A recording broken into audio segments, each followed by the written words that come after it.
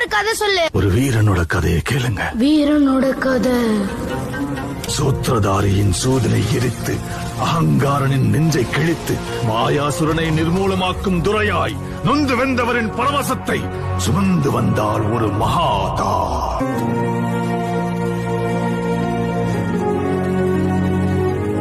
பயந்து மருகி பதரை சுருங்கிய சந்திரன் முகிலின் முந்தானையில் அஞ்சு ஒளிந்திருக்க ஜோதியாய் ஒரு பெண் எரிமலை ஒன்றை பெற்றெடுத்தார். எரியும் தீயினில் பொழியும் மழை போல் சாவின் வீட்டினில் காரனை வென்றவன்.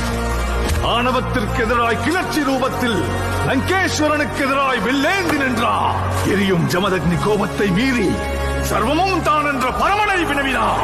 வேட்டைக்காரரை வேட்டையாட ரணவேட்டையனாய் வந்தார்.